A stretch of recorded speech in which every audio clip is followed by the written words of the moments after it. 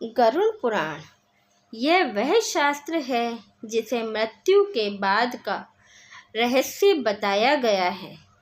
इस ग्रंथ का हर अध्याय हमें जीवन और मृत्यु की गहराई से पहचान कराता है।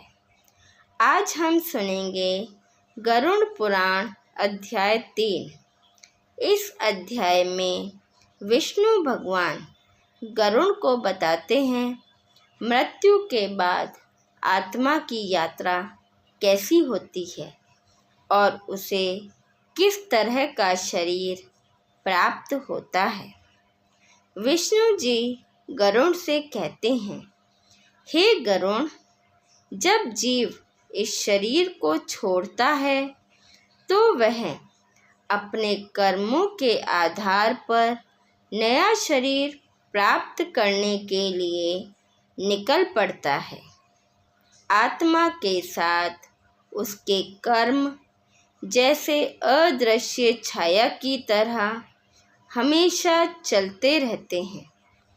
अच्छे कर्म उसे ऊंचे लोकों की ओर ले जाते हैं और बुरे कर्म नरक की ओर। मृत्यु के बाद आत्मा को एक विशेष प्रकार का सूक्ष्म शरीर यानी अदृश्य रूप मिलता है। इस सूक्ष्म शरीर के साथ आत्मा यमदूतों द्वारा ले जाई जाती है। यात्रा कठिन और डरावनी होती है क्योंकि रास्ते में पाप कर्म आत्मा को डराते हैं और सत्कर्म रक्षा करते हैं। विष्णु जी बताते हैं कि हर जीव का अगला जन्म उसके कर्मों पर निर्भर करता है। अगर पुण्य अधिक हो तो मनुष्य को अच्छे परिवार और सुखमय जीवन मिलता है। अगर पाप भारी हो तो जन्म निम्न योनि में पशु, पक्षी, कीट या राक्षसी रूप में होता है। गरुड़ पुराण में कहा गया है कि कर्म ही आत्मा की थाती है और वही अगले जन्म का निर्णय करता है। सत्कर्म करने वाला आत्मा स्वर्ग लोकों की ओर जाता है, जहाँ देवताओं जैसी सुखद अवस्था मिलती है। लेकिन पाप करने वाला आत्मा नरक लोकों में जाता है, जहाँ यातनाएं भोगनी पड़ती हैं। यह यातना भी स्थायी नहीं होती, बल्कि तब तक रहती है जब तक पाप का बोझ समाप्त ना हो जाए। विष्णु जी कहते हैं, हे गरुड़, मनुष्य को जीवन में ही अपने कर्म सुधारने चाहिए क्योंकि मृत्यु के बाद पश्चाताप का कोई लाभ नहीं। इसलिए हर मनुष्य को धर्म, दान, सेवा और सत्य पर चलना चाहिए। गरुड़ पुराण अध्याय 3 हमें यह शिक्षा देता है कि जीवन अस्थायी है। केवल पुण्य कर्म ही सच्ची पूंजी है। परिवार, मित्र, धन, शरीर सब यहीं रह जाते हैं। आत्मा अकेली अपने कर्मों का फल भोगती है।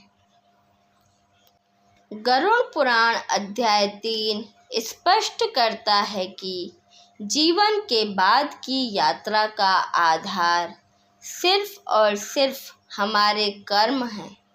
इसलिए जब तक जीवन है तब तक सत्कर्म करते रहो, सेवा और भक्ति करते रहो, क्योंकि मृत्यु निश्चित है पर मृत्यु के बाद की स्थिति अनिश्चित है और वही आपके कर्म तय करेंगे। गरुड़ जी ने कहा, हे केशव, यम मार्ग की यात्रा पूरी करके यम के भवन में जाकर पापी किस प्रकार की यातना को भोगता है, वह मुझे बतलाइए। तब भगवान बोले, हे विंता के पुत्र गरुण, मैं नरक यातना को आदि से अंत तक कहूँगा। सुनो, मेरे द्वारा नरक का वर्णन किए जाने पर उसे सुनने मात्र से ही तुम काँप उठोगे। हे कश्यप नंदन, बहुभीतिपुर के आगे 44 योजन में फैला हुआ धर्मराज का विशाल पुर है। हाहाकार से परिपूर्ण उस पुर को देखकर पापी क्रंदन करने लगता है। उसके क्रंदन को सुनकर यमपुर में विचरण करने वाले यम के गण द्वारपाल के पास जाकर उस पापी के विषय में बताते हैं। धर्मराज के द्वार पर सर्वदा धर्मध्वज नामक द्वारपाल स्थित रहता है। वह द्वारपाल जाकर चित्रगुप्त से उस प्राणी के शुभ और अशुभ कर्म को बताता है। उसके बाद चित्रगुप्त भी उसके विषय में धर्मराज से निवेदन करते हैं। हे ताक्ष, जो नास्तिक और महापापी प्राणी है, उन सभी के विषय में धर्मराज यथार्थ रूप से भली भांति जानते हैं, तो भी वे चित्रगुप्त से उन प्राणियों के पाप के विषय में पूछते हैं, और सर्वज्ञ चित्रगुप्त भी श्रवणों से पूछते हैं। श्रवण ब्रह्मा के पुत्र हैं। वे स्वर्ग, पृथ्वी तथा पाताल में विचरण करने वाले तथा दूर से ही सुन एवं जान लेने वाले हैं। उनके नेत्र सुदूर के दृश्यों को भी देख लेने वाले हैं। श्रवणी नाम की उनकी पृथक पृथक पत्नियां भी उसी प्रकार के स्वरूप वाली हैं, अर्थात श्रवणों के समान ही हैं। वह स्त्रियों की सभी प्रकार की चेष्टाओं को तत्वतः जानती हैं। मनुष्य छिपकर अथवा प्रत्यक्ष रूप से जो कुछ करता और कहता है, वह सब मनुष्य के मानसिक, वाचिक और कायिक सभी प्रकार के शुभ और अशुभ कर्मों को ठीक ठीक जानते हैं। मनुष्य और देवताओं के अधिकारी वे श्रवण और श्रवणियाँ सत्यवादी हैं। उनके पास ऐसी शक्ति है जिसके बल पर वे मनुष्यकृत कर्मों को बतलाते हैं। व्रत, दान और सत्य वचन से जो मनुष्य उन्हें प्रसन्न करता है, उसके प्रति वे सौम्य तथा स्वर्ग और मोक्ष प्रदान करने वाले हो जाते हैं। वे सत्यवादी श्रवण पापियों के पाप कर्मों को जानकर धर्मराज के सम्मुख यथावत कह देने के कारण पापियों के लिए दुखदायी हो जाते हैं। सूर्य, चंद्रमा, वायु, अग्नि, आकाश, भूमि, जल, हृदय, यम, दिन रात दोनों संध्याएं और धर्म, ये सभी मनुष्यों के वृत्तांत को जानते हैं।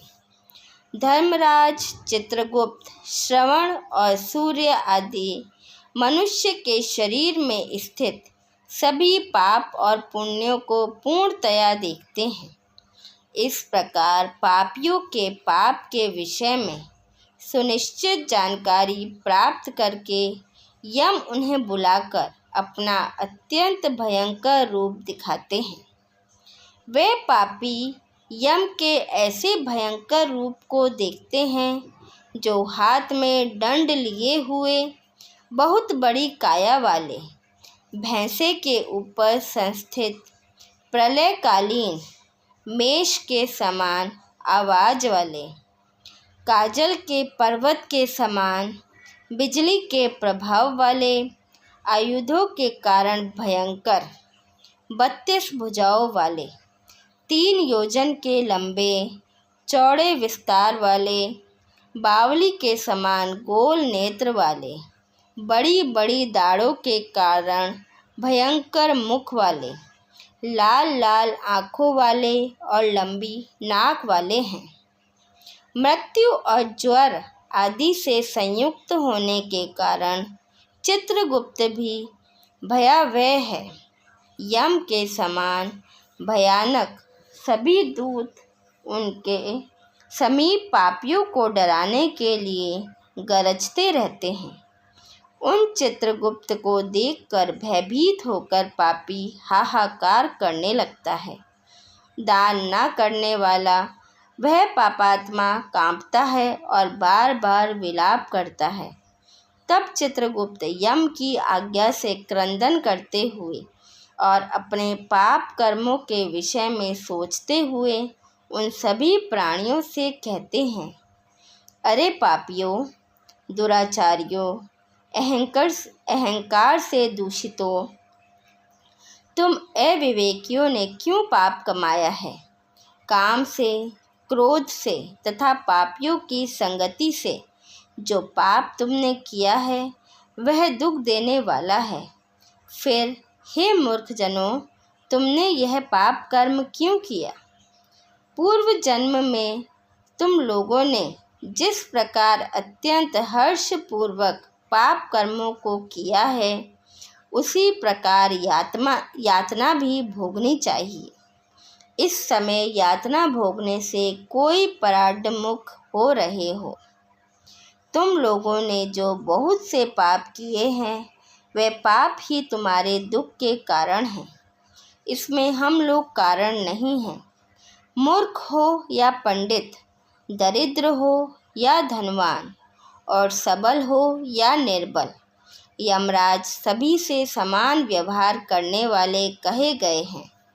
चित्रगुप्त के इस प्रकार के वचनों को सुनकर वे पापी अपने कर्मों के विषय में सोचते हुए निश्चेष्ट होकर चुपचाप बैठ जाते हैं। धर्मराज भी चोर की भांति निश्चल बैठे हुए उन पापियों को देखकर उनके पापों का मार्जन करने के लिए यथोचित दंड देने की आज्ञा करते हैं।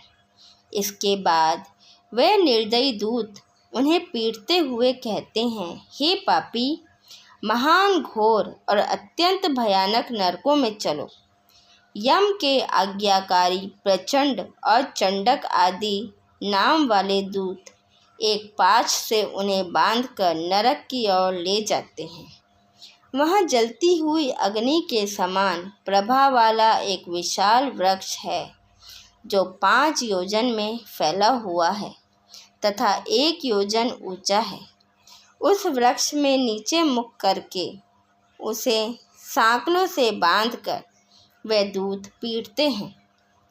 वहाँ जलते हुए वे रोते हैं, पर वहाँ उनका कोई रक्षक नहीं होता। उसी शाल्मली वृक्ष में भूख और प्यास से पीड़ित तथा यमदूतों द्वारा पीटे जाते हुए अनेक पापी लटकते रहते हैं। वे आश्रय विहीन पापी अंजलि बांधकर, हे यमदूतों, मेरे अपराध को क्षमा कर दो, ऐसा उन दूतों से निवेदन करते हैं। बार बार लोहे की लाठियों, मुद्रों, भालों और बर्छियों, गदाओं और मूसलों से उन दूतों के द्वारा वे अत्यधिक मारे जाते हैं। मारने से जब वे चेष्टा रहित और मूर्छित हो जाते हैं तब उन निश्चेष्ट पापियों को देखकर यम के दूत कहते हैं, अरे दुराचारियों, पापियों, तुम लोगों ने दुराचरण क्यों किया? सुलभ होने वाले भी जल और अन्न का दान कभी क्यों नहीं किया? तुम लोगों ने आधा ग्रास भी कभी किसी को नहीं दिया और ना ही कुत्ते तथा कोए के लिए बलि ही दी। अतिथि को नमस्कार नहीं किया और पितरों का तर्पण नहीं किया। यमराज तथा चित्रगुप्त का उत्तम ध्यान भी नहीं किया और उनके मंत्रों का जप नहीं किया, जिससे तुम्हें यह यातना नहीं होती। कभी कोई तीर्थ यात्रा नहीं की, देवताओं की पूजा भी नहीं की, गृहस्थ आश्रम में रहते हुए भी तुमने हंतकार नहीं निकाला, संतों की सेवा की नहीं, इसलिए अब स्वयं किए गए पाप का फल भोगो। चूँकि तुम धर्महीन हो, इसलिए तुम्हें बहुत अधिक पीटा जा रहा है। भगवान हरि ही ईश्वर है, वह ही अपराधियों को क्षमा करने में समर्थ है। हम तो उन्हीं की आज्ञा से अपराधियों को दंड देने वाले हैं। ऐसा कहकर वह दूत निर्दयतापूर्वक उन्हें पीटते हैं और उनसे पीटे जाने के कारण वह जलते हुए अंगार के समान नीचे गिर जाते हैं। गिरने से उस शामली वृक्ष के पत्तों से उनका शरीर कट जाता है। नीचे गिरे हुए उन प्राणियों को कुत्ते खाते हैं और वे रोते हैं। रोते हुए उन पापियों के मुख में यमदूत धूल भर देते हैं तथा कुछ पापियों को विविध पाशों से बांधकर मुद्रों से पीटते हैं। कुछ पापी आरे से काष्ठ की भांति 2 टुकड़ों में किए जाते हैं और कुछ भूमि पर गिराकर कुल्हाड़ी से खंड खंड किए जाते हैं। कुछ को गड्ढों में आधा गाड़कर सिर में बाड़ों से भेदन किया जाता है। कुछ दूसरे पेड़ने वाले यंत्र में डालकर इक्षुदंड गन्ने की भांति पेरे जाते हैं। कुछ को चारों ओर से जलते हुए अंगारों से युक्त जलती हुई लकड़ी से ढक करके लोह पिंड की भांति धधकाया जाता है। कुछ को घी के खौलते हुए कड़ाही में, कुछ को तेल के कड़ाहे में तले जाते हुए बड़े ही भांति इधर उधर चलाया जाता है। किन्हीं को मतवाले गजेंद्रों के सम्मुख रास्ते में फेंक दिया जाता है। किन्हीं को हाथ और पैर बांधकर अधोमुख लटकाया जाता है। किसी को कुएं में फेंका जाता है, किन्हीं को पर्वतों से गिराया जाता है। कुछ दूसरे कीड़ों से युक्त कुंडों में डिबो दिए जाते हैं, जहाँ वे कीड़ों के द्वारा व्यथित होते हैं। कुछ पापी वज्र के समान चोंच वाले बड़े बड़े कौवों, गिद्धों और मांस भोजी पक्षियों द्वारा शिरोदेश में, नेत्र में और मुख में चोंचों से आघात करके नोचे जाते हैं। कुछ दूसरे पापियों से ऋण को वापस करने की प्रार्थना करते हुए कहते हैं, मेरा धन दो, मेरा धन दो। यमलोक में मैंने तुम्हें देख लिया है, मेरा धन तुम ही ने लिया है। नरक में इस प्रकार विवाद करते हुए पापियों के अंगों से सरसियों द्वारा मांस नोचकर यमदूत उन्हें देते हैं। इस प्रकार उन पापियों को सम्यक प्रताड़ित करके यम की आज्ञा से यमदूत खींचकर तामिस्त्र आदि घोर नरकों में फेंक देते हैं। उस वृक्ष के समीप में ही बहुत दुखों से परिपूर्ण नरक है, जिसमें प्राप्त होने वाले महान दुखों का वर्णन वाणी से नहीं किया जा सकता। हे आकाशचारिण गरुण, नरकों की संख्या 84 लाख है। उनमें से अत्यंत भयंकर और प्रमुख नरकों की संख्या 21 है। तामिस्त्र, लोह शंकु, महारौरव, शामली, रौरव, कुंडमल, कालसूत्रक, पुतिमृतिक, संघात, लोहितोद, सविश, संप्रतापन, महानिरय, काकोल, संजीवन, महापत, अविची, अंधतामिस्त्र, कुंभिपाक, संप्रतापन तथा तपन, ये 21 नरक हैं। अनेक प्रकार के पापों का फल इनमें प्राप्त होता है और ये यम के दूतों से अधिष्ठित हैं। इन नरकों में गिरे हुए मूर्ख, पापी, अधर्मी जीव कल्प पर्यंत उन नरक यातनाओं को भोगते हैं। तामिस्त्र और अंधतामिस्त्र तथा रौरव आदि नरकों की जो यातनाएं हैं, उन्हें स्त्री और पुरुष पारस्परिक संग से निर्मित कर भोगते हैं। इस प्रकार कुटुंब का भरण पोषण करने वाला अथवा केवल अपना पेट भरने वाला भी यहाँ कुटुंब और शरीर दोनों को छोड़कर मृत्यु के अनंतर इस प्रकार का फल भोगता है। प्राणियों के साथ द्रोह करके भरण पोषण किए गए अपने स्थूल शरीर को यहीं छोड़कर पाप कर्म रूपी पाथेय के साथ पापी अकेला ही अंधकारपूर्ण नरक में जाता है, जिसका द्रव्य चोरी चला गया है। ऐसे व्यक्ति की पापी पुरुष देव से प्राप्त अधर्म पूर्वक कुटुंब पोषण के फल को नरक में आतुर होकर भोगता है। केवल अधर्म से कुटुंब के भरण पोषण के लिए प्रयत्नशील व्यक्ति अंधकार की पराकाष्ठा अंधतामिश्र नामक नरक में जाता है। मनुष्य लोक के नीचे नरकों की जितनी यातनाएं हैं, क्रमशः उनका भोग भोगते हुए वह प्राणी शुद्ध होकर पुनः इस मृत्यु लोक में जन्म पाता है। दोस्तों, यह था गरुड़ पुराण का अध्याय 3। अगर आपको यह ज्ञानवर्धक लगा हो तो इसे दूसरों तक शेयर ज़रूर करें, क्योंकि यह सिर्फ एक कथा नहीं बल्कि जीवन की सबसे बड़ी सच्चाई है। नमस्कार।